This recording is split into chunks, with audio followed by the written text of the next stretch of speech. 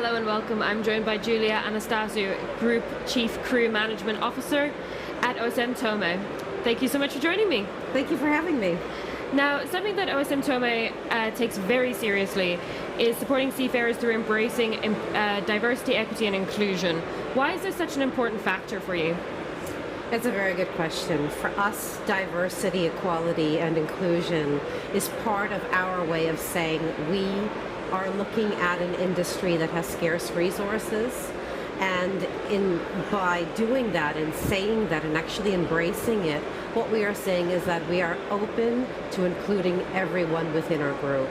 For us, it's important that we don't focus on a passport or someone's nationality or gender, or even race for that matter. What is really critical for us is that we have the right people in the right positions, possessing the correct competency that we require. And that for us has always been a prerequisite. We don't need to look at where people are from, demographics. What we want are the best people for our vessels. And that actually equates to having the right people for the right positions at the end of the day. If I can take that a step further as well, we are now at a turning point in our industry, and what we see is that we need to really embrace everyone. Through scarcity of resources, we need to do something as an industry in order to change the dynamic that we see today. And part of doing that is by standing and saying, we accept everyone, we encourage everyone, we motivate them, and we welcome them.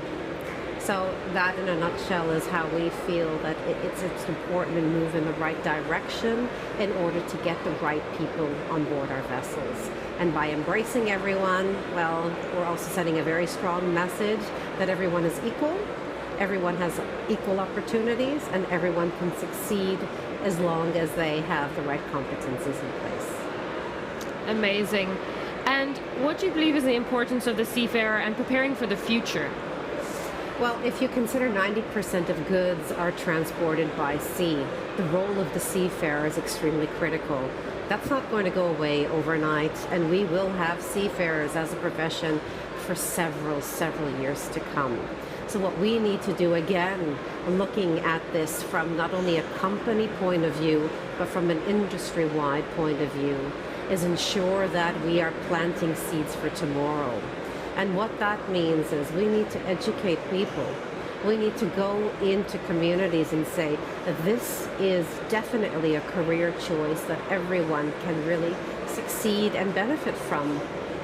What we want to do is spread the word that seafaring is an important career choice. It's important for world commerce, it's important for world trade, and it's something that is sustainable, that we can offer as a fantastic career choice, especially for the younger generation, and be able to build upon that.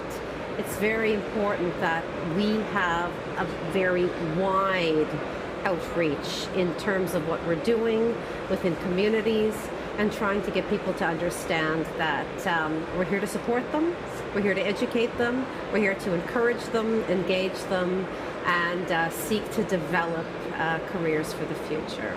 So going back to what I initially said about this being a career choice, and that it is an industry that will still be around for many years to come, we need to start doing the right thing, and we need to start looking forward, not just for today.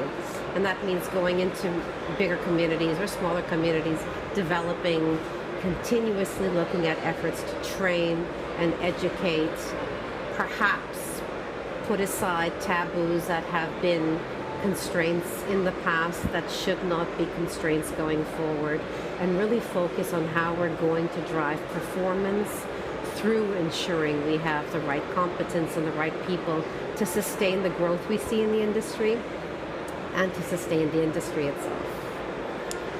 And are seafarers prepared for the changes that the future brings? I think the future is bringing about several changes. Our industry is evolving very quickly, whether it's legislative, regulatory, technological changes, and that means also that seafarers need to adapt to those various changes. We are probably not where we need to be, simply because we do not have all the answers to the changes that we foresee. And if we just look at decarbonization and in terms of how we're going to train seafarers, this again is a work in progress.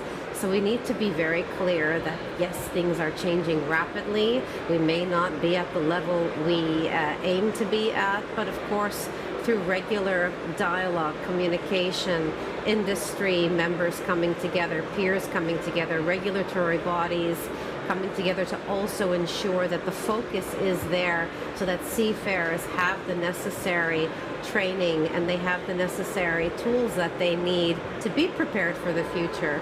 That to a great extent is in our hands as industry leaders as well.